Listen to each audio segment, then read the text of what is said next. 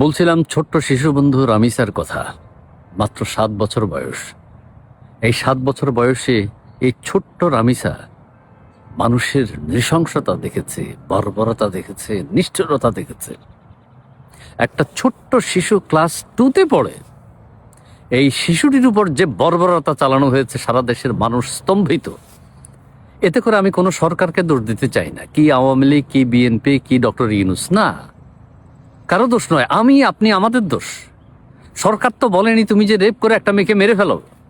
সরকার তো বলে না কোনো একটা শিশুকে তুমি ধর্ষণ করো। কিন্তু আফটার ধর্ষণ অথবা নৃশংসতার পরবর্তীতে সরকারের একটা ভূমিকা থাকে, সেটি সরকার যেন পালন করে। সেটা যদি পালন না করে তাহলে সরকারের চরম ব্যর্থতা। তাহলে দোষটা কার? এই যে আমি, আপনি, মানে ছেলেরা যারা আছে, মেয়েদের তুলনায় ছেলেরা বেশি নৃশংসতা চালায়, বর্বরতা চালায়, নিষ্ঠুরতা চালাচ্ছে। ধর্ষণ করে, একটা ছোট্ট শিশুকে ধর্ষণ করে তার শিরচ্ছেদ করেছে। এর আগে আরো বহু ধর্ষণের ঘটনা আমরা দেখেছি। কিন্তু এই ধর্ষণের ঘটনাগুলো আমাদেরকে কি শিখায়? আমরা কি শিখতে পারি এখান থেকে? আমরা কেউ মানুষ না? আমরা কি অমানুষ? তাই তো মনে হচ্ছে আমরা অমানুষ, আমরা মানুষ হতে পারিনি। কিসের পড়াশোনা, কিসের মনুষ্যত্ব? কিছুই নাই। বর্বরতা, নিষ্ঠুরতায় ছেয়ে গেছে পুরো দেশ। সো আমি কোনো সরকারকে দোষ দিতে চাই না। এই ছেলে সোহেল রানা দোষ স্বীকার করেছে, অপরাধ স্বীকার করেছে। তার ওই অংশটাকে ক্ষোভের সাথে বলছি, কেটে দাও, কেটে দেয়া হোক। কি এত তোমাদের বাহাদুরি, কি এত তোমাদের? তার ওয়াইফ সহযোগিতা করেছে। আরো নিষ্ঠুরতা, আরো বর্বরতা। বর্বরতার কোন পর্যায়ে গেলে মানুষ অমানুষ হয়ে যায়? মানুষ অমানুষ হয়ে গেছে। কিসের মানুষ আমরা? আমাদের মনুষ্যত্ব নেই, বিবেক নেই। একটা মেয়ের সাথে কি নিষ্ঠুরতা না সেই করেছে। সারা বাংলাদেশের মানুষ স্তম্ভিত। শিশুরা কোথায় আছে? প্রত্যেকের সন্তানদেরকে সবাই নিরাপদে রাখতে চেষ্টা করবেন। কারোর প্রতি কারো বিশ্বাস নেই, না আত্মীয় স্বজনদের প্রতি অত বিশ্বাস নেই। যে কোনো শিশু, ছেলেদেরকেও কেউ বাদ দিচ্ছে না, ছেলে সন্তানদেরকে। এটা হচ্ছে মাদ্রাসাগুলোতে হচ্ছে, বিভিন্ন শিক্ষা প্রতিষ্ঠানে হচ্ছে। কেন হবে এগুলো? একটা বয়স আছে, প্রত্যেকের একটা ম্যাচুরিটির ব্যাপার আছে, তখন সেটা হলো অন্য কথা। কিন্তু একটা শিশুকে কি করেছে? আর তুই হত্যা করলি কেন? স্কুলে যাবে মেয়েটি স্কুলে যাবে, মেয়েটির মা খুঁজে তাকে পাচ্ছে না। পাশের বাসার রুম, ওই ধর্ষকের সোহেল রানার স্ত্রী ওই বাচ্চা মেয়েটাকে টেনে নিয়ে গেছে পাশের বাসায়। তারপর কি করে শিরচ্ছেদ করেছে, বাথরুমে তার মস্তিষ্ক ফেলে দিয়েছে, বডি খাটের নিচে ঝুলিয়েছে। মেয়েটির বাবার ক্রন্দন, সেই ক্রন্দনের সাথে আমরাও তার শরীর অংশীদার। কিন্তু অংশীদার হয়ে কি করবো? ওই বাবা অভিমানে বলছে আমি বিচার চাই না। কারণ বিচার চাইলে তার মেয়েকে তো আর ফেরত পাবে না। বিচার করে ওই ছেলের ফাঁসি হোক, ওই ছেলেকে মাটির নিচে ঢুকিয়ে ফেলা হোক, কিন্তু ওই বাবা মায়ের যে ক্ষতি হয়ে গেছে সেটা তার পূরণ হবে না। আর তিনি যদি বিচার চান, তাকে আদালতে যেতে হবে, হাজিরা দিতে হবে। দরকারটা কি? এখন ওই ছেলে যেহেতু নিজে স্বীকার করেছে তার অপরাধ, এটার জন্য তার মামলা মোকদ্দমার প্রয়োজন নেই। ওই ছেলে স্বীকার করেছে, স্বীকারোক্তি দিয়েছে।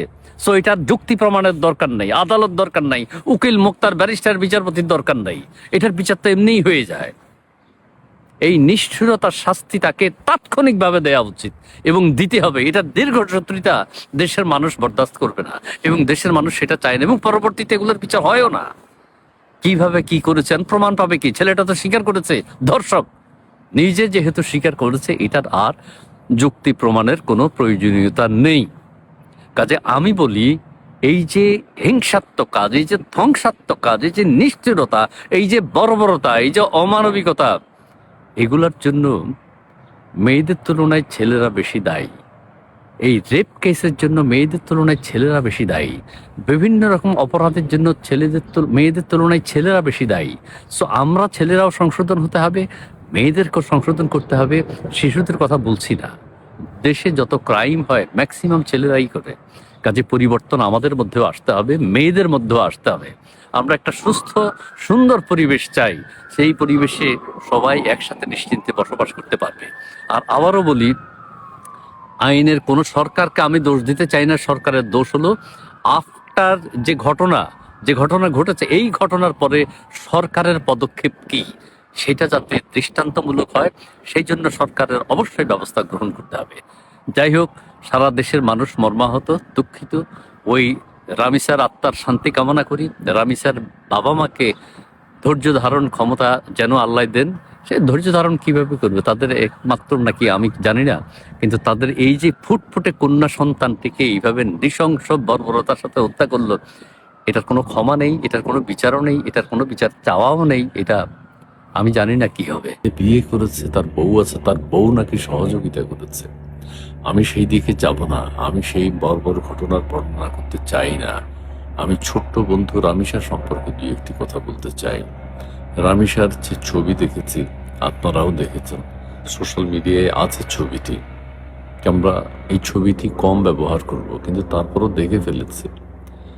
রামিসার চোখের দিকে তাকাবেন, রামিসার চোখে স্বপ্ন ছিল। রামিসার বাবার সাথে নাকি রামিসার বাবা বলল 500-র উপরে ছবি আছে, স্টিল পিকচার। সেই বাবা এই ছবিগুলো কিভাবে দেখবে? একটা ছবি ভাইরাল হয়েছে, সেটি আমরা দেখেছি। রামিসার সাজসজ্জা আমরা দেখেছি, রামিসার চোখ আমরা দেখেছি, রামিসার মুখ আমরা দেখেছি। স্বপ্নে ভরা একটা মেয়ে। এই মেয়ে যদি বড় হতো, বাংলাদেশের ভবিষ্যতের জন্য বাংলাদেশের সম্পদ হতো, বাংলাদেশের জন্য অনেক কাজ করতে পারত। অনেক স্বপ্ন তার মধ্যে ছিল। সে ঘড়ি চিনে, সে চশমা চিনে, সে সাজসজ্জা বুঝে। ফ্যাশনেবল একটা মেয়ে। এই মেয়ে যদি বড় হতো, এই মেয়ে নিজের পায়ে নিজে দাঁড়িয়ে দেশের সম্মান সারা পৃথিবীতে ছড়িয়ে দিতে পারত।